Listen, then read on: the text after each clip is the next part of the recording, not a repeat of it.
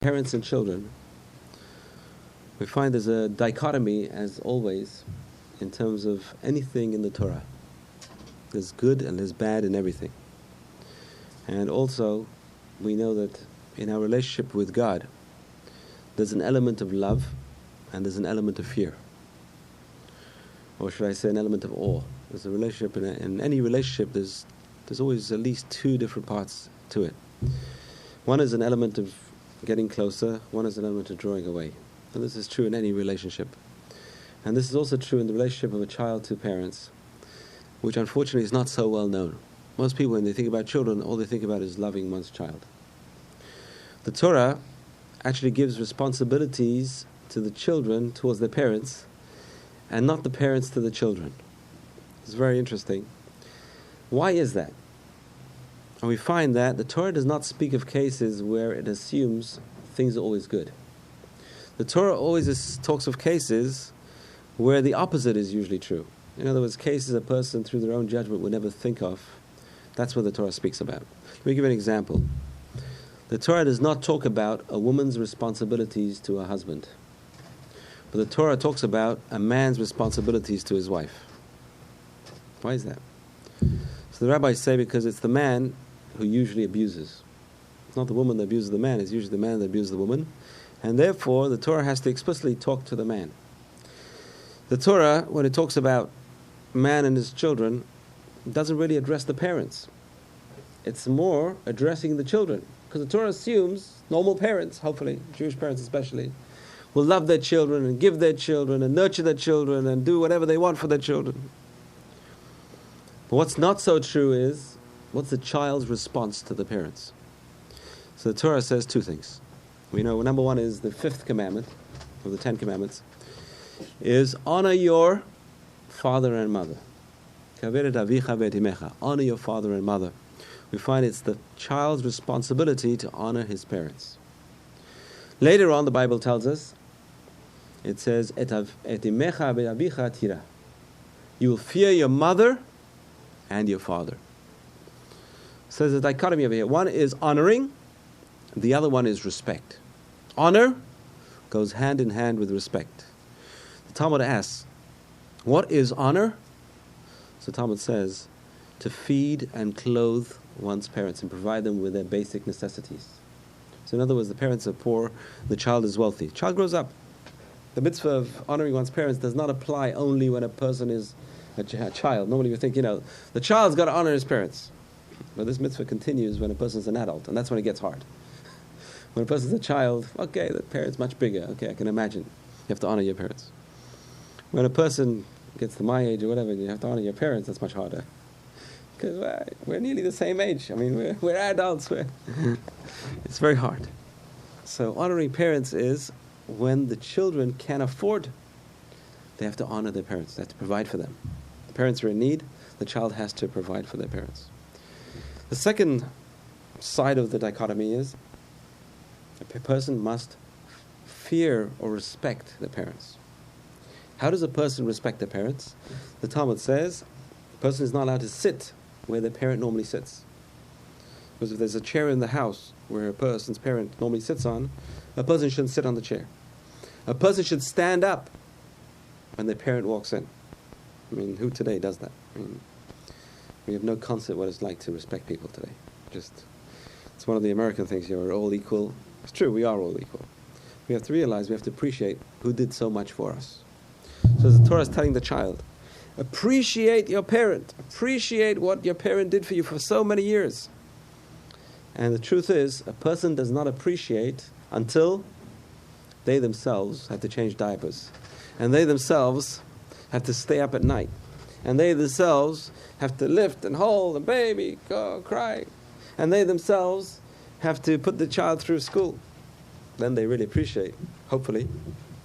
Now I remember what it's like. Imagine, my parents did this for me? So the Bible tells us, who is the person likely to abuse the relationship? It's interesting. The Bible assumes the parents are not going to abuse the child. Today, we're getting to the system where, we have to talk about parental abuse as well. The Bible is assuming that the child is going to abuse his parents. It's a very strange sort of assumption. We have to legislate. The Torah legislates for the child. The Torah does not legislate so much for the parent. So as the child's responsibilities, child has to honor their parents, provide for the parents. The child has to respect his parents. The child has to show respect. And there's a beautiful story. It says there's a famous rabbi in Israel who used to be a comedian, a stand-up comic. And Uri Zohar. His name is Uri Zohar, a very famous comedian in Israel, who eventually became religious. And people thought that was part of his act. So they saw him on the stage with the yarmulke. They started laughing. He's making a mockery of the religious Jews. And then when they realized that he became one, the smile was wiped off their faces. They stopped laughing. It's not funny anymore. So it's interesting. So he started becoming more observant. So he had a discussion with the rabbi one day, and the rabbi said, "If I persuade you there is a God, what would you do? Would you change?" He said, "I don't know. I'm not prepared to change." 1 second. So what's the point of arguing? Here he is, he would go to argue. What's the point of arguing if you're not going to change? So then he had to think about it for 3 weeks. Then he came back and said, "Okay, now I'm prepared to argue." Otherwise, what's the point of arguing? It was just a futile, theoretical argument. So the rabbi said, "Don't waste my time. If I can persuade you there's a God, what would you do? Would you change?" It took him 3 weeks to admit. He was an honest person. He's an honest individual. So later on, becoming more observant, and he had a child. So eventually they persuaded him, put the child in a religious school. Put your child in yeshiva. So he puts his child in yeshiva. He says, "I'll try it out for 2 weeks. Let's see what happens." The child comes back after a few days, and Uri Zohar is walking into the kitchen. The child is sitting down having some food. Sees his father walking in, stands up. So Uri Zohar, okay, walks outside again. Child sits down, walks back in. Child stands up. Goes outside, comes back in. Child stands up. He said, "Why are you standing up for?" He said, "Daddy," he says, "I'm giving you honor." When he heard that, he says, that's it. He was sold. He said, "No one ever gave me honor before in my life. My own son is giving me honor." Wow, what a great system. The Torah says we have to honor our parents. This is something which, unfortunately, today is falling by the wayside. It's a terrible thing. We need to learn these values again. It's the 5th commandment, which means it's one of the basic building blocks of society. It's a tremendously big building block of society.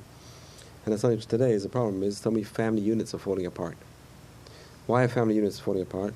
Because people don't know what it is to honor. And people don't know what it is to respect.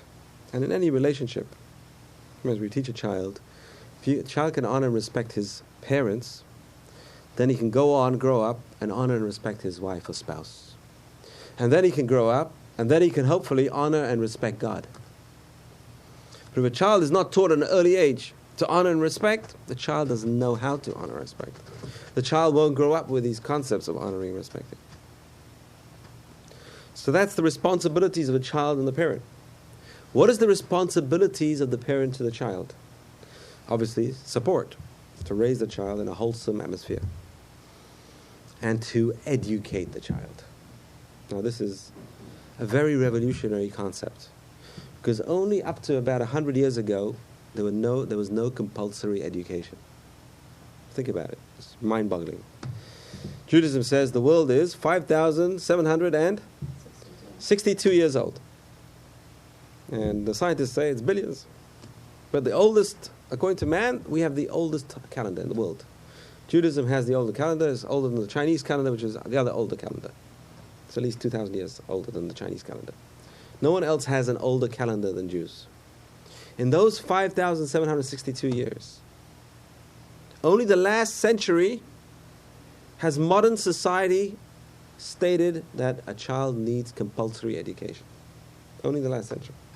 100 years ago or so. Maybe no more now, because we're now in the 21st century. Towards the middle of the 19th century, in England, they passed a law, compulsory education. That's it. What happened before that? Children grew up wild. You want to educate them? That's your business. Most people in the world did not know how to read and write. It's very hard to understand. There's only one exception in the whole world. One people in the world taught their children to read and write. No one knows this. It's a big secret. Only the Jews had compulsory education. The rabbis enforced compulsory education 2,000 years ago. But the truth is, it was way before that. The commentaries tell us King Hezekiah, in his time, he said the children of the generation knew more than the rabbis today. That's how much they knew. The rabbis today we're small compared to the children of those generations. They knew much more than we do. So he enforced strict laws of education. Education is a value. Where do we see that education is a value? We find we're just reading the Torah portions of the week, just starting right again from Genesis. Every year we read the whole 5 books of the Torah, we dance, and then we start again. We're going through the whole process again. Every year we go through the whole process again. Why? Education. The person thinks, I've read the book once. The person says, you know what? Read it a couple of times. How many times shall I read it? Try reading it once a year. Once a year. And split it up into parts. This way you can digest it properly. And this way, after a year, you know something. Second year you go through it, you learn more new things. Third year, more new things. And it's continuous. A person should learn more new things every year. Every year I learn more new things. I see more things inside the Torah. And it's very beautiful how deep it goes. Just keeps on going deeper and deeper. So we just discussed Adam and Eve, who had 2 sons. Later on they had 1 more. But they started off with 2 who happened to be twins. Cain and Abel. What happens? Cain kills his brother. What is the Torah telling us over here? This is a terrible tragedy. It's a Holocaust. Why is it a Holocaust? 1/4 of the world population was wiped out. Who wiped him out? His own brother. Fratricide. Right at the beginning of time. You think it's a pristine world, there's enough room for everyone. What's the problem? Parents, creating the image of God. What happened over here? It seems that one brother couldn't control himself and got angry and upset, and in a fit of rage, kills his brother, which is very common, to be angry and upset. We may not go that far, but we all get angry and upset. We have to learn from this lesson, number 1, to control ourselves. But who's going to teach us this lesson? Who's going to teach the kid a lesson?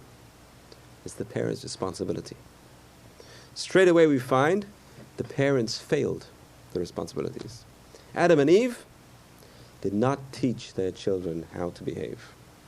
What happens? Cain has a son. What does he call his son? Do you know? Huh? Cain's son. Hanoch. Right. T-E-N-O-C-H. No, H-A-N-O-C-H. Hanoch. Oh, Enoch? Oh, Enoch, yes. It's total distortion. But it's Hanoch. That's an English translation. Yeah, that's right. So his name is Hanoch with an H. Hanoch. Where did Cain get his life? That's a good question. So Rashi says, very good. Excellent. Good question. Have a look for homework at Rashi. Oh, wait, let me just tell you. Make it easy for you. Rashi says the answer over there. He says that when everyone was born, when they were born with twin sisters. He married his own sister. And in certain situations where there's no one else allowed, when there's no one else around, incest is allowed when there's no one else around. When there's no one else in the world, there's just a person and his twin sister. The overriding factor is to develop the world. God wants us to make the world continue. That was the only case where it was allowed. Those were the first cases. And in fact, the Midrash says that was one of the big reasons for the fight. Because Cain had 1 sister and Abel had 2 sisters. So the fight was over how many wives they're going to have. But there's many different commentaries. As you read it, it gets deeper and deeper, and there's more commentaries. But let's try and find out what the moral behind it is. Because there's a lot of symbolism, and there's a lot of morality, and there's a lot of ethics in this story. And unfortunately, most people just read it, and they see it as bedtime stories. There's a lot of morals behind it. What is the Torah telling us? This is the Word of God. What is God telling us?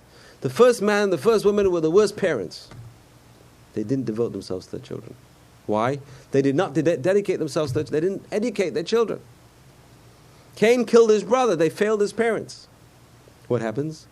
Cain has a child after this episode. He calls his son Hanoch, which means education. Hinoch, education. He realizes the big mistake of his parents. Calls his son Hanoch. And the Bible continues. It says, and he builds a city for his son. And what does he name the name of the city?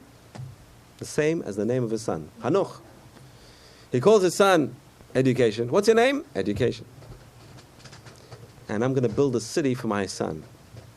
And what I'm going to name the city? I'm going to name my city Hanoch. What does that mean? Education. Education lives in education. Cain says, this is the breakdown. My parents did not teach me. I regret it. I'm not going to make the same mistake with my child. I'm going to remind my child to educate his children. Why? I'm going to build a city called education. That is the main thing. So the parents' responsibilities are, besides the physical responsibilities, which unfortunately we are all too much emphasized today. There are other responsibilities as well. Responsibilities of transferring morality and ethics, and a sense of awe and a sense of honor and a sense of love to the children. And it's very hard. And the children pick it up from the house. The atmosphere in the house is very, very important. And what pervades the atmosphere in the house? The parents do. But if the parents are just watching TV all day, or they don't even see their kids all day, then they get it from the kids learn what they learned from the TV, which is very unfortunate. So chinuch, education is number one. The parent's responsibility to the child. Where does the Bible talk about this? We say it every day in the Shema, twice a day. The Jew should say the Shema, in the morning and in the evening. The rabbis came and they said, twice in the morning and twice in the evening. One in the evening prayers and one before going to sleep. And what do we say in the Shema? You will teach your children to speak in it. The parents' responsibility to teach their children the Torah, which unfortunately, again, many parents are failing their responsibilities. We have to teach our children the Torah. What does that mean? We have to teach them the values and the ethics of the Torah, because otherwise they're not going to know what Judaism stands for. There's many Jews today who don't know what Judaism is all about. A lot of people today think Judaism is bagels and lox and cream cheese. And fundraising. You get a call from the Federation once a year. Can you pay the money? Yeah, okay, that's it. It's a checkbook and bagels and lox. And that's what Judaism has become. And if you're lucky, a bit of Israel thrown in. But that's it. But it's not. Judaism is the mother religion of two massive religions. It's interesting. There are only 12 million or so Jews in the world. I was reading my son's history book. It was a beautiful social studies book. And it says over there, Judaism is one of the major religions. 1 second. Only 12 million people. There are more people in Madagascar, I'm sure you never heard of it, than in the whole Jewish religion. We're a major religion. We're one of the major religions. What does it mean, a major religion? It means the influence of Judaism is disproportionately strong than its numbers. The country Israel should never have been heard of even. It's 4 million people. There are more people living in New Jersey than in the whole of Israel. And yet Israel's on the front page every single day, over and over again. There's something going on which we have to teach our children, because the children are going to come to us and say, Daddy, why do people hate the Jews so much? Why are Jews news? Why is Israel always in the news? And we won't know the answer. We won't know the answer. So we have to learn what our heritage is all about. We have to teach our children. It's parents' responsibility. Teach their children. And this is a mitzvah which we find. Who was the first Jew? Who was the first Jew? Abraham. The truth is, you're right and wrong. Why? You're right because Abraham is our forefather. And he's our first forefather. Well, we acknowledge our forefathers, Abraham, Isaac, and Jacob, are our forefathers. Was he a Jew in the classical sense? And the answer is no. There was no Judaism at that time. When did Judaism really start? When the Torah was given. Even Moses wasn't Jewish. Till the Torah was given. When the Torah was given, all the Jews converted to Judaism. Before that, they were the children of Israel. After that, they became the Jews. What do you mean Jews? Really, the word Jews is a misnomer. It's really named after the word Judah, because that's one tribe which survived through the centuries. So we became known as Jews because we're the children of Judah. But religion, per se, of Judaism came when the Torah was given. Prior to the Torah being given, there were no Jews. There was no Torah. What defines a Jew? What is a Jew? The Torah defines who a Jew is. If there's no Torah, there's no Jews. Everyone converted together at Mount Sinai. They all became Jewish together. Abraham classically was not a Jew, but you're right. He was the first of our ancestors. So we call him the first Jew, but the truth is, ask that question. It's a trick question. Ask your friends. Who was the first Jew? The truth is, there was no one first Jew. They were all Jews first. All the Jews became Jews together. Abraham was our forefather, but not the first Jew. Anyway, why is Abraham chosen to start God's people? Why did God choose Abraham? Why didn't God choose Adam? Why didn't God choose Cain? Why didn't God choose Noah? Why does God choose Abraham? Any ideas? Why does God choose Abraham? So one of the most common answers, let me give you a common answer. A common answer is Abraham chose God. So God says, you chose me, I'm going to reciprocate. You choose me, I'll choose you. What better person? You're the one looking for me. There's only very few people looking for God in the world. Abraham was one of the few people looking for God, probably the only one looking. And he came from a very bad family. We say this in the Haggadah. What do we say in the Haggadah every year? You want to sit around the Pesach table and we chat. And what does the book say? What does it we say in the book? What does it say in the book about Abraham? Of the Avodah Zarah Hayu Avotenu. Our forefathers were idol worshippers, pagans. Terach Avi Abraham. Terach, the father of Abraham, was an idol worshipper. Not only was he an idol worshipper, the Midrash says that he made them. Not only did he make them, but he sold them. He had a good business, a flourishing business. Why not? I mean, his forefather of the Jews. He's a businessman. We're all descended from businessmen. But he's a businessman. What was he doing? He was buying and selling idols. Businessman. Big businessman. Best business. Why? People want gods. They want to feel secure. Every time something goes wrong, they find another god. Maybe I didn't get the right one. So there's another one. There's another one. We have no idea what it's like, paganism. If you go to Israel, you have to go to the Hebrew Museum, the Israel Museum, and you see the pagan worship of the Canaanites. They have little idols. Each one has an idol. And you see the idol, the Lord of the Flies. Little flies they would make and attach to their clothes. They would worship them. These things are going to protect them. So that was the father of Abraham. Abraham wakes up to the realization, impossible. There must be something greater. He compares it to, if you find a beautiful palace in the middle of the desert, and it's well lit, and there are clothes, and there's a table laid of food. The person comes on and says, you know what, all this is accident. Evolution. I don't believe that anyone built it. It evolved. Abraham said, impossible. There must be a maker of this palace. This world is a palace. And today we can see much more than Abraham. Today we know exactly how intricate this world is. It's tremendously intricate. It's impossible just to happen by chance. And any mathematician who is truthful will tell you the probabilities of this world just happening are so remote. So.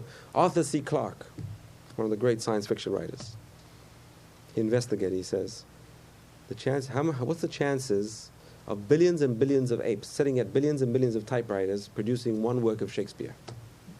He said the likelihood is they're going to run out of paper. There's not enough paper for them. They'll never produce one work of Shakespeare. So how can you say this whole world, this magnificent world, with all the different intricate forms and life forms and other things, came about just like that? Or evolved over a period of time? It's impossible. But mathematical chances of happening. And the scientists today do admit that. The good scientists. And even the top cosmologist, Hawkins, you've heard of Anthony Hawkins. Now he says, there is a power. There is a power. Now, after all these years, did Teshuvah, and he says, now, there must be a power. It's impossible. This structure is so impossible. Yes. Yes, he finally reached some kind of conclusion that there is something beyond, because it's impossible for this world to come about. Otherwise, impossible. So science is getting very close. 40% of scientists do believe in God now. Nature, Science magazine, Nature magazine. 40% of scientists do believe in God. That's a high number. A very large proportion. It's much more than what it was before. And they're coming around to this idea. The only ones holding out are the biologists. Biologists, why? Because everything is cells. Well, the difference between a human being and a frog, there's no difference. If you talk to biologists, there's no difference between a frog or a human being. There's no difference between a fish and a human being. There's no difference. All cells are cells, and that's it. They look under the microscope, that's all they know. So everything's a cell. So you have one cell or 50 cells, cell's a cell, that's it. That's all they know. The biologists are the only ones holding out. The cosmologists, vast majority believe that there is a God. But as Abraham came to this conclusion. But why did God pick Abraham? So most people think because, as I said, he picked God. God reciprocates. That is not really a good answer. There's another answer. Maybe it's because Abraham was the kindest man around. If you needed a favor, who would you go to? Good man, Abraham. If you needed food to eat, where would you go? You go to Abraham's tent. If you need a glass of water, where do you go? You go to Abraham. Abraham supplied the world. He puts up tents in the middle of the desert, digs wells. You're thirsty, you're hungry, you come to me. I got food for you. Abraham was the kindest man. Maybe that's why God chose Abraham. God himself says why he chose Abraham. He says because he teaches his children after him. Tzedakah, righteousness, and mishpat, and justice. He's the only one in the whole world since the beginning of time who teaches his children after him. I'm choosing Abraham. Why? Because there are other great people in the world who recognize me. There was Methuselah, who was the longest living man in the world. 969 years, not bad. 969 years, the Bible says. There was Enoch, Hanoch, the other Hanoch, who walked with God and was no more. He was beamed up alive, like in Star Trek. He just beamed him up. God beamed him up. He didn't die. There was Noah, who was a Sadiq, a righteous individual. Why didn't God choose them? The answer is they didn't teach their children. What? Two things. Tzedakah, righteousness, which is charity and giving and kindness, and mishpat, and justice. That is the keys. Those are the main things which we have a responsibility to teach our children. That's what the Torah encompasses. What does the Torah encompasses? Two things, righteousness and justice. But Abraham, even before a Bible, even before having a written code, had an idea what God was all about. And he transmitted the values, what he thought God was all about. And they're right. He was right, these two things. He was the first one to transmit these values to his children. God says, you're the guy I'm going to pick. Why? Because not only do you know me, but you're teaching others about me. You're teaching your children about me. There's a continuity over here. I'm going to pick you and your children after you because there's continuity. The other big righteous individuals are just a flash in the pan and they died out. You're the first one who tried to achieve continuity. I'm going to choose you. So we see the education is so important that God chooses people based on the values they transmit. The person could be a righteous individual who didn't transmit values. Flash in the pan. Right? We all have these inspirations, what we do about them. We don't pass them down. Who are the greats? The greats were the ones who were inspired, invented, and passed it down to others. Well, the guy who just, heard a beautiful story. There's a rabbi who wrote a book. So another rabbi calls him up. He says, you know what? I could have written a book as good as yours, if not better than yours. If I would have had the idea, if only I would have, I should have, and I could have, I would have done it. So the rabbi wrote the book, says, how sad. Those are the saddest 3 words. I could have, I would have, and I should have. So do it. So practical, being practical. Abraham had the idea, but he's the only one who did it, who practiced it and passed it down to the next generation. There are other people who had the ideas, but they never passed it down. So it's very, very important to pass down, transmit values. Be a transmitter. In a car you have a transmission. What does a transmission do? Shifts gears. Very good. Why? It takes the power of the engine and transmits it to the wheels. Right? You have no transmission. The engine's working, but the wheels don't go. Why not? There's nothing to transmit the power to the wheels. Abraham was a good transmitter. He took the power of God and transmitted it to the future generations. That's what education is all about. That's what we have to do with our children. So, number one, the children have responsibilities to their parents. But you know what? The parents can't teach them that. A parent cannot tell his children, hey, you have to honor me. I demand it. You have to honor me. Why? Because the child says power play. Right? Parent is full of ego. It's a power play. It has to come from a third party. It has to come from the school. But you know what? Which public school in the world teaches the children? You have to honor your parents. You have to show them respect. Only the yeshivas do. Kid comes home. Can you imagine what it's like? Comes home, he says, Daddy, can I get you a glass of water? Can I do anything for you, Daddy? You know what it's like? It's a fantastic feeling. It's a good feeling. It's worth all the tuition. Pay the tuition. It's a fortune.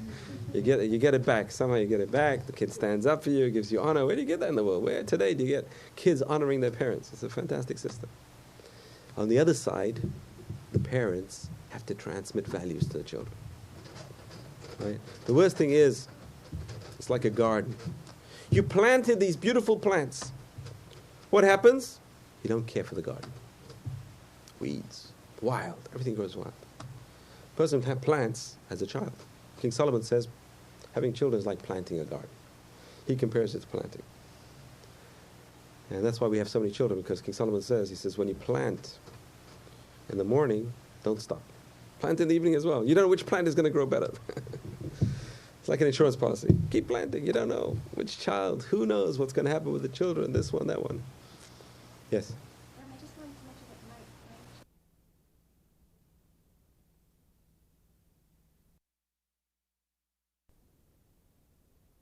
my Writers wrote the story, and he says there was a child growing up in the house, living with his parents and his grandparents, and the grandparents were treated very badly. He saw his father treat his parents, the father's parents were treated very badly. So one of the child was carving a bowl out of wood. So the father walks in, says, yeah, you're carving a bowl out of wood. Yeah, very rough, very ugly looking bowl. He said, is that for your grandfather? He said, no, Daddy. He says, when you grow up, I'm going to give it to you. So because he got the values from his father. So that's the values we transmit. It's very important. So we are walking examples for our children. As I said once before, when a parent is around, they've got to realize it's as if they're on the stage. In the children's eyes, the parents are on a stage all the time, 24 hours a day. And the children are watching with big eyes at the performance of the parents. It's true. The children walk in, see the parents arguing and fighting. Wow, that's how you behave. That's how you're meant to behave when you get married. So that's a big role model. We don't realize we're role models for our children. Anyway, let's talk about how to educate children, how to convey values.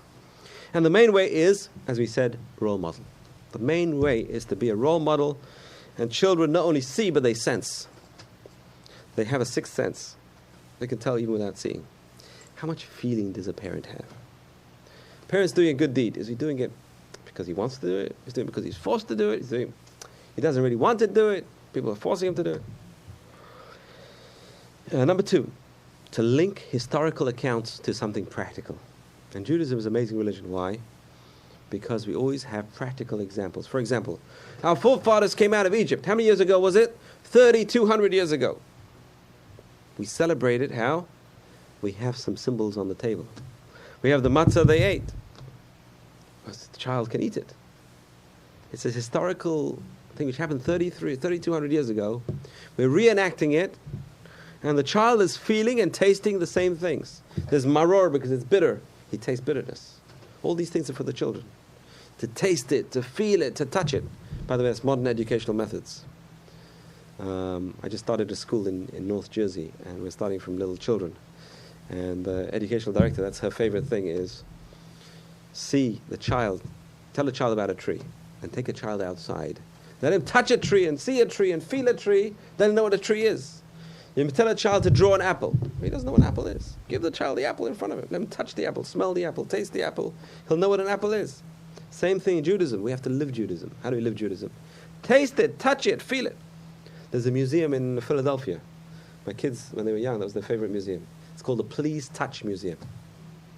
It's right near the Franklin Institute. If you have little kids, grandchildren, whatever, that's the best place to take them. Why? They love it. Why? Because they can touch and play with every exhibit. It's not behind a glass. It's right there. You can go on a bus. You can touch the seats. You can touch the steering wheel. Kids love it. It's Please Touch. So it's very important. That's number 2, is to link historical events to actual things. To actually go through them. This is what we ate. Our forefathers ate this. And this is our tradition. And this is, make it live. Make it alive. Number 3. We find there's a word in Hebrew for feelings. What is the word in Hebrew for feelings? Regesh. Regesh means feelings. But if you take the letters, you can build the word gesher, which means a bridge. Regesh, what is the bridge between people? The emotional attachment between them. The feelings between them. That's a bridge between people. If there's no feelings between people, there's no bridge between them. There's no commonality. You have to create a bond between them. How do you create a bond? Feelings between them. The feelings of the electricity between the people. So feelings, how do you transmit the vitality of Judaism? So what we do is, thank God for this, otherwise I would never see my kids. Friday night, come home, everyone comes home. There's good food, there's songs, you sit around the table, the whole family is sitting there. And the feelings are there. Feelings of warmth, feelings of joy, feelings of relaxation, feelings of what do you do, catching up with each other. It's something, unfortunately, which today's society doesn't have. Why? Because this one's doing this, and this one's doing this, and this one's doing that. Everyone's busy with their own thing. This one's on the internet, this one's on the TV, this one's on shopping, and this one's this, and then we don't see each other. The average spouse, we're going to talk about spouses later on, talk about daily topics to each other 27 minutes a week. 3 minutes a day. That's the average statistics. And that's why so many marriages fall apart. We don't see each other, basically. We grow up in different worlds. People grow up in their businesses. People grow up in their place of work. They come home, they're exhausted, see a bit of TV, and they go to sleep, and they have no time for each other. That's not a home. So at least, thank God for Shabbat, we have some time off. If it wasn't for Shabbat, we had no time, completely. You know, it's a beautiful story, it's a beautiful joke. It says, there's an old Jewish woman who saw the rabbi, and he says, so Rabbi, my last will in the Testament is, I want to be cremated. He says, what? Cremated? That's not a Jewish thing to do. You're not allowed to be cremated in Jewish law. He says, no, Rabbi, I want to be cremated. And, very important, I want you to scatter my ashes over Macy's. He says, what? You want to be cremated and your ashes scattered over Macy's? I say, yes. Why? Because I want my daughter to visit me once a week. So that's the tragedy of our time is people, they go, where are they? In the malls, there's no time for each other. We don't see each other. People see the mall more than they see their own parents. It's unfortunate, it's tragic. So we have to transmit. How do we transmit the heritage? Gesher is regesh, feelings. Children can feel. Number 4. Torah tells us an amazing thing. Vaytzaper be'oznei bincha ben bincha. You will tell stories to your children and your grandchildren. Usually children love being told stories. And these stories last them a lifetime. Kids, when they're little babies, tell me a story. Daddy, tell me a story. Mommy, tell me a story. Usually mommy and daddy have no time. Grandpa, grandma, tell me a story. Read me a story. The stories you tell children remain with them all their lives. If there's silly nursery rhymes, it remains with them all their lives.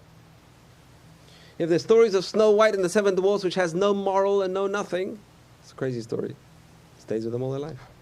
The stories we teach our children remain with them all their lives. A very powerful tool to get through morals and ethics. So the stories we should be telling our children are Bible stories. Why? The first book of the Bible is tremendous. Why? It has so much morals in it. There's so much failure, human failings. And if we can tell our children, Cain killed his brother. Look what hatred and jealousy does to a person. It can ruin families. It can break families. And the story is repeated over. Joseph and his brothers, Esau and Jacob. All these stories are repeated over. And they can be used as vehicles. All these stories are vehicles to transmit a moral message. Abraham's relationship with his wife, Abraham's relationship with God. All these are personal relationships which are so beautiful and so simple that we can tell our children. Talk about Adam and Eve and how they failed in their mission. God told them one thing. Just one law they had, that's it. They couldn't keep one law. It's too much for them. One law was too much. So we can teach by telling stories, which are very effective. Not only that, but hearing music. Children love to sing songs. Children will learn a song more than they'll learn anything else. In fact, the Torah a lot of it used to be oral law. The Mishnah and the Talmud used to be oral. How would they learn the Mishnah and the Talmud? By putting it to a tune and singing it. So the rabbis would sing music and singing, because a person can remember a song many times more than a person can remember just words. You tell someone a story, but then you have a little song with it, so the child will remember the song all his life. Like we remember all the stupid nursery rhymes we learned when we were kids. Really silly things, amazing. I just can't imagine what we... Yes? Right? Uncle Moishe and the Mitzvah Man. It's a tape. You can buy a tape. Uncle Moishe and the Mitzvah Man. It's fantastic. Because they transmit values and morals by stories and song. Basically, that's what it is. And you can go pick it up in the Jewish bookstore. Uncle Moshe, ask Uncle Moshe, the mitzvah man, here it is, you better tape, give it to your grandchildren, music and song, but there's a moral behind it. They learn ethics, learn morality. So that's the way of transmitting heritages through stories. Number 5, teach by forming good habits. The habits we learn when we're young stay with us the rest of our lives. The good habits, they last. It's so hard to break a bad habit. The Vilna Gaon, who was a genius, he said it's easier to learn the whole Talmud than change one habit. We know how hard it is to learn the whole Talmud. If we learn a page a day, it takes 7 years. If you learn a page a day of Talmud. It's very hard to learn a page a day of Talmud. It might take 7 years. But he says it's easier to learn the whole Talmud than change one habit. So all the habits we have, a person has good habits, it's very important. Children have to be given good habits and taught good habits. So that's very, very important. Number 6. It's very, very important. To teach belief in God at a young age. How does a person teach belief in God? Very easy. Switch off the lights, dark, night. Child is scared. Daddy, I'm scared. Mommy, I'm scared. It's dark. Don't worry. God is watching you. God is right with you. King David says, in Psalm 23, which everyone learns Psalm 23. You go to any church in this area, they're all saying Psalm 23. Yea, though I walk through the valley of the shadow of death, I will fear no evil, because you are with me. His father taught him at an early age, don't be scared, you're alone. You're facing enemies, there's lions. He was a shepherd. The little kid is a shepherd. A wolf comes, lions come, everything comes at night. Don't worry, God is with you. We can teach deep belief in God at an early age. The statistics are, again, amazing statistics.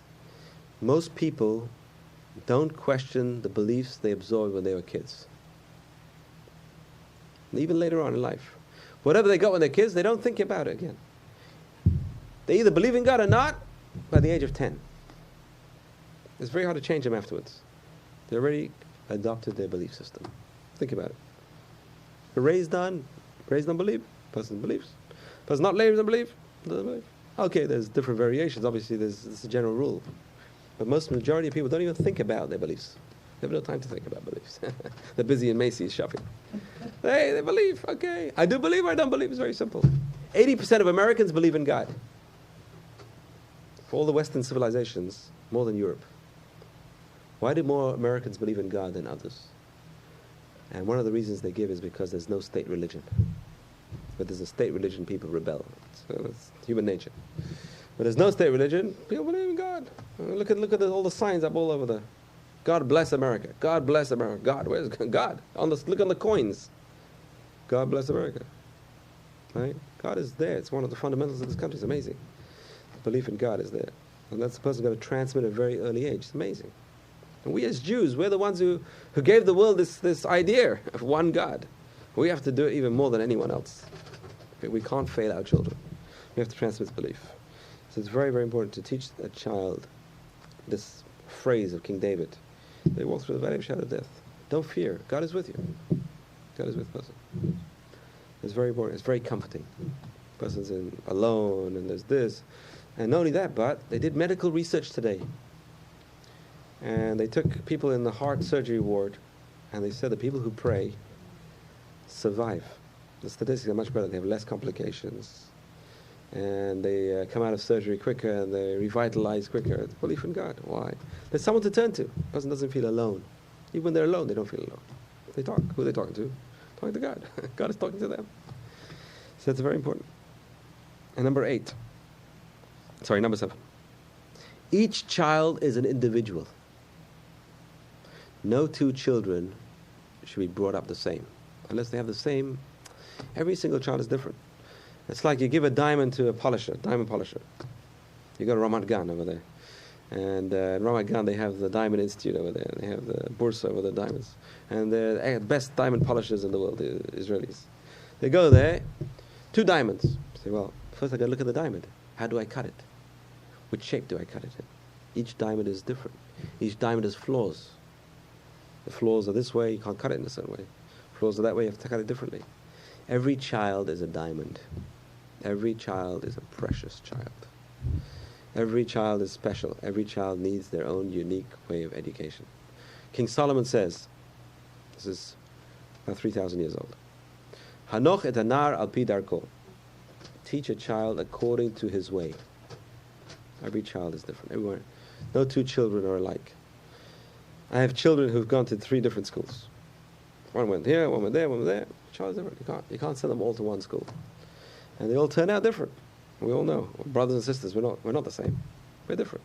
This one likes math. This one likes physics. This one likes science. This one likes some biology. Everyone's different. We're all different. You can't just come on and say, I got 5 kids. I want them all to come out just like this. That's a recipe for disaster. Can't do that. Everyone is different. So a person's got to know that education should fit like a glove. It's like cutting a diamond. Every diamond is unique. And number 8. If we said a person's got to teach their child belief in God, but you've got to also teach a child that God is their best friend.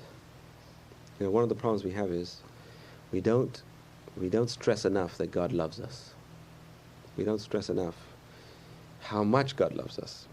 And if God is our celestial parent, only a parent knows how much they love their children. I mean, you can imagine a celestial parent, God loves us much more than we could ever imagine. We have no idea. And this is a very important point. And sometimes we see things happening to us. We don't understand. God loves us. This is the way we get treated. So there's a beautiful story I read. There's a book for children. A very beautiful book. It's written by children. It started written in Hebrew. It was Israeli children wrote books about their own experiences. It's books by children for children. It's amazing. These stories where little kids write their stories and they send it to this editor who puts them all in a book. Kids Speak. Excellent. Get hold of it. There's like 5 volumes now. My kid keeps on reading them. 5 volumes. Kids Speak. It's an amazing book. And I was just reading a story there. It's interesting stories. It's good for us as well. Adults can read as well. So you see, from a kid's perspective, we forget what it's like to be a kid. An adult forgets what it was like growing up. And then we read this, you see what it's like again. Small things which in kids' eyes are amplified many times over. So here's a kid who's 6 years old and he has a lazy eye. No one knew about it. He goes for an eye test in school. He can't see with one eye. Can't read the words on the thing, one eye. He goes to the doctor. The doctor says, you're blind in one eye. He's got a lazy eye, never used this eye. He has to patch his good eye. Patch the good eye. Kid says, you're crazy, doctor. I can't see at all. Sorry, you got to patch this eye 24 hours a day for 7 weeks. Kid says, I'm not going to do it. Rips off the patch. The father turns cruel. You have to wear this patch at all things. You have to wear the patch. Tries to bribe him, everything. Kid says, leave me alone. You're torturing me. It's torture. But the kid doesn't realize that it's for the kid's own good. And same thing. God has his own ways. We have to realize everything is for our own good. We don't realize it. And when a kid's going through that kind of experience, only 7 weeks later when he can see with that eye, and he realizes, thank God for that. The only way the father could persuade his child is amazing. He took him to another man who was blind in one eye. And that man hated his parents for not patching his eye. Because he took off his patch, he says, I blame my parents. They should have forced me to put a patch on. He tells the kid that. Kid's hearing. I blame my parents because they didn't force me to patch my eye. They were too gentle on me. So we see over there the concept of sometimes you love someone. You know, we don't see it today. We think, it's cruelty. The biggest cruelty is parents watching their child, taking their first steps and falling down. So the parent says, you know what? I'm not going to let the child walk. It's too painful. Gets up, falls down. Gets up, falls down. Don't let him walk. What's going to happen? That child is going to be a cripple all his life. So we see there's a concept over here, and love has limits. Kindness has a limit. Otherwise, it's not kindness anymore. It becomes cruelty. Kindness to the nth degree is cruelty. Where do we see this? Just give your kid candies over and over. How many candies he wants? And then watch him squirm in the dentist chair. That's cruelty. So too much kindness, too much love can spoil a child. So we got to teach a child God loves us. But it's love with a balance. It's a balanced love. And number 9, we go to the foundation of all education must be honoring parents. Parents need to demand honor and respect. And the truth is that we said the parents can't do this themselves. They've got to go through a third party. Go through the rabbi, go through the teacher. It's got to be through a third party. And to do that, we have to earn honor and respect. When the children see their parents, the child sees his parents swearing. What does the child think of his parents? Low quality, low class. It's a low class. A child sees his parent a robber and a cheat and a crook. What kind of example is that? We have to say good examples. We have to earn someone's honor and respect. Honor and respect have to be earned. And lastly, let me just finish off. We find that the Mishnah tells us there are 4 obligations of parents to their children. This is not mentioned in the Torah explicitly. The Torah just says, "V'limantem," you'll teach. What is it? Number 1, the Talmud says, teach a trade to your children. If you don't teach a trade to your children, they're going to become robbers and cheats. Very important. We have to teach a trade to our children. Okay, that's good. Most Jews today do that. We want our children to be professionals, doctors, lawyers, accountants. Teach them Torah, because you have a trade. A trade is like a vessel. The vessel's got to be full of spirituality and good things. Fill it up with spirituality. Teach them Torah. Number 3, the parents' responsibility to make sure their children are married. If the parents don't make sure their children are married, they fail their children. And unfortunately, a lot of parents today are failing. Number 4, the Rambam adds, teach your child how to swim. Why? In those days especially, the boats were not very safe.